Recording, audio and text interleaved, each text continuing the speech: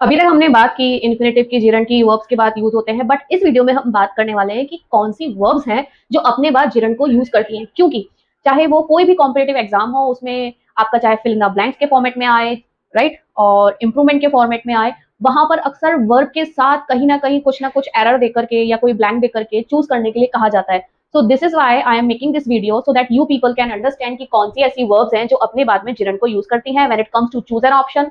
Option चूज करने के लिए आए, एरर को फाइंड करने के लिए आए, सो that you people can remember कि हाँ मुझे ये वर्ब पता है, ये अपने बाद में इंफिनिटिव नहीं, अपने बाद में जिरंड को यूज करती है। देखो, लाइक, डिसलाइक, हेट, लव और एंजॉय, इसको मैं बेसिकली बहुत ही सिंपल वे में समझाना चाहूंगी। हम इंफिनिटिव की जब बात करते हैं तो हम कहते हैं कि भाई अनबॉर्न एक्शन जो घटित नहीं हुआ हो, लेकिन जब हम अपनी पसंद नापसंद या किसी चीज को एंजॉय करने की बात करते हैं तो वहां पे हम उसी चीज की बात करते हैं जो हम एक्सपीरियंस कर चुके होते हैं। Because without experiencing something we can not say that what we love about, what we like about और व्हाट वी एंजॉय। किस चीज के बारे में हम पसंद कर रहे हैं, किस चीज को हम एंजॉय कर रहे हैं, राइट। तो इसलिए ही इसके बाद में जिरंड यूज होता है, लाइक बॉर्न एक्शन। जैसे कि हमने अनबॉर्न और बॉर्न का डिफरेंस किया था। तो देखो, आपने जब तक कि कोई एक्शन किया नहीं होगा तब तक आप नहीं ज्ञात कर सकते कि आप उसे लाइक करते हैं या नहीं। इसलिए लाइक के बाद जिरंड, जैसे आई लाइक स्विमिंग, मुझे स्विमिंग करना पसंद है। डिसलाइक के बाद भाई ना पसंद वाली, आई डिसलाइक, मैं ना पसंद करता हूँ बीइंग अवे फ्रॉम हिम, उससे अलग रहना। आपको कैसे पता चला कि आपको उससे अलग रहना नापसंद है? जब आप एक बार उससे अलग रहे होंगे, राइट, तो एक्सपीरियंस किया होगा उसके बेसिस पर।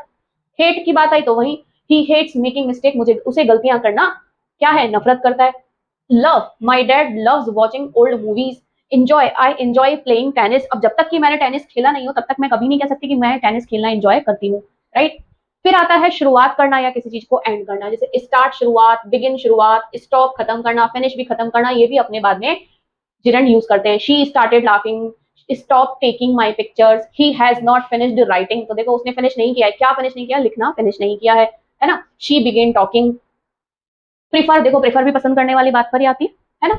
आई prefer drinking tea to coffee. देखो यहाँ पे दो चीजें सीखने वाली हैं, वो ये है कि जब हम यूज कर रहे हैं तो ये ध्यान रखना है कि प्रिफर के बाद देन नहीं, प्रिफर के बाद में टू को यूज किया जाता है। जैसे प्रिफर हो गया, सीनियर हो गया, जूनियर हो गया, ये कुछ ऐसे वर्ड्स हैं जो अपने बाद में कंपैरिजन करने पर, दो चीजों के कंपैरिजन करने पर वी ऑल नो कि भाई देन को यूज किया जाता है। बट ये कुछ ऐसी वर्ब्स हैं जो अपने बाद में देन नहीं टू को यूज करवाती हैं। एक लर्निंग पॉइंट ये रहा, और एक ये रहा कि भाई प्रिफर अपने बाद में आईएनजी फॉर्म लेता है, क्योंकि कहीं ना कहीं मुझे पता होगा कि भाई मैं चाय नहीं मैं कॉफी पीऊंगी, या मैं कॉफी नहीं चाय पीऊंगी। रिमेंबर और रिकॉल, रिमेंबर और रिकॉल की बात करें तो हम रिमेंबर का मतलब होता है याद करना किसी बात को, रिकॉल करना भी किसी भूली बात को, है ना।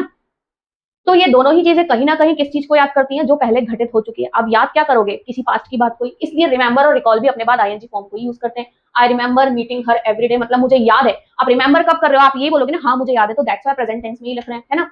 क्या रिमेंबर है, मीटिंग हर एवरीडे, उससे हर दिन मिलना। अब ये टेंस नहीं बता रहा है, टेंस रिमेंबर बता रहा है, क्योंकि ये तो जिरंड है, right. Recall, I can't recall meeting her before.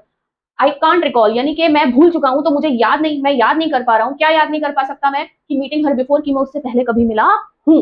अब देखो मैंने कहा था कि सेंटेंस के बीच में प्रेपोजिशन आता है, उसके बाद में जिरंड यूज होता है। एक पॉइंट तो वो था, इसलिए ये पॉइंट क्रिएट किया गया कि भाई अब देखो कि कौन सी ऐसी वर्ब्स हैं जो अपने बाद में जिरंड यूज करते हैं विदाउट एनी प्रेपोजिशन, ठीक है। क्विट करना, अगर आपने किसी चीज को क्विट किया है तो अर्थात आपने उस चीज को स्टार्ट अप कर चुके थे। तो आई हैव क्विट स्मोकिंग, तो मैंने क्या कर दिया, मैंने स्मोकिंग करना क्विट कर दिया है। अवॉइड करना, आई अवॉइड, मैं अक्सर अवॉइड करता हूँ, तो वो चीज आपके साथ घटित हो गई होगी, that's why now you avoid it, है ना। तो आई अवॉइड बीइंग नोटिस्ड, कि भाई कोई मुझे देखे, मैं इस चीज को तो अवॉइड करता हूँ। आई अवॉइड बीइंग अलोन, मैं अकेला होना अवॉइड करता हूँ, है ना। डिनाई करना, अब डिनाई किस चीज को करोगे, जो एक्शन आप कर चुके हो उसी चीज के लिए ही डिनाई करोगे, उसी चीज के लिए ही मना करोगे। तो ही डिनाइज अटेम्प्टिंग टू मर्डर, है ना। तो वो क्या डिनाई करता है, कि मर्डर के अटेम्प्ट को डिनाई करता है, ठीक है। फिर कुछ ऐसा फ्रेज है, अब जैसे कि हमने इंफिनिटिव सीखा था कि भाई 2+V1 वाला पॉइंट, है ना। तो 2 के बाद हमने सीख लिया कि भाई 2+V1 ही आने वाला है, यस 2+V1 आने वाला है। बट कुछ ऐसे भी सेक्शन है जहां पर हम 2 के बाद में इंफिनिटिव नहीं बल्कि जिरंड को यूज करेंगे। कब, जब ये आपका 2 किसी फ्रेज का हिस्सा हो, किसी फ्रेज का हिस्सा हो। For an example, look forward to, look forward to का मतलब क्या होता है भाई, बेसब्री से इंतजार करना, राइट। बेसब्री से इंतजार करना होता है इस फ्रेज का मतलब, ठीक है। अब ये 2 क्या है, ये 2 जो है आपके फ्रेज का हिस्सा है, लुक फॉरवर्ड टू का हिस्सा है, ठीक है। तो अब मैं इसको इससे अलग नहीं मानूंगी, तो जब ये 2 इस पूरे फ्रेज का हिस्सा है तो मैं क्या करूंगी, अब इसके बाद में, इस 2 के बाद में आने वाली हर एक वर्ब को आईएनजी फॉर्म में लिखूंगी, अर्थात जिरंड के रूप में ही लिखूंगी। I am looking forward to, देखो ये जो लुक है ये तो यहाँ की प्राइमरी वर्ब है, आप चाहो तो इसको लुक्ड भी बना सकते हो, आप चाहो तो सिर्फ प्रेजेंट टेंस में भी लिख सकते हो, आप चाहो तो इसको प्रेजेंट कंटीन्यूअस टेंस में भी लिख सकते हो, है ना। ये मेन वर्ब है यहाँ की जो टेंस को चेंज करती है, ठीक है। फाइनाइट और नॉन फाइनाइट एक वर्ड होता है, तो ये फाइनाइट वर्ब है that can change its tense, और नॉन फाइनाइट वो होती है जो अपने टेंस को नहीं बदल सकती, जैसे कि ये अपने टेंस को कभी नहीं बदलेगी। तो I am looking forward to seeing you again. तो मैं क्या कर रही हूँ, मैं बेसब्री से इंतजार कर रही हूँ किस चीज का, टू सीइंग यू, यानी आपसे मिलने का, वापस से। यहाँ पे सी जो है वो मिलने के सेंस में यूज किया गया है। With a view to, with a view to यानी कि इंटेंशन, किसी इंटेंशन के साथ, किसी इरादे से, है ना। मैं लिख देती हूँ हिंदी में, इरादे से। किस इरादे से? जैसे मैं बोलती हूँ भाई, आई रेनोवेटेड द हाउस, मैंने हाउस को क्या किया, रेनोवेट किया, यानी कि वापस से इसको बनाया, वापस से उसको तैयार करवाया। विद अ व्यू टू, किस इंटेंशन से, with a view to selling it, उसको बेचने के इरादे से, ठीक है। Be accustomed to, accustom to यानी किसी चीज की आदत कर लेना। अभी जैसे हमने लास्ट टाइम एक वीडियो में यूज टू को भी डिस्क्राइब किया था, है ना, आदि होना के सेंस में, तो वहां पे भी हम यूज टू के बाद में आईएनजी फॉर्म यूज कर रहे थे, तो ये वही फ्रेज है।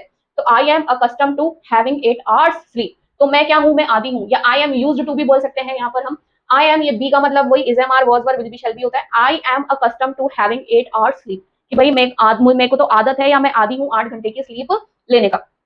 तो ये है वो वर्ड्स जो अपने बाद में जिरन यूज करती है। नेक्स्ट वीडियो में हम उन वर्ड्स की बात करेंगे जो अपने बाद इंफिनिटिव को यूज करते हैं, राइट।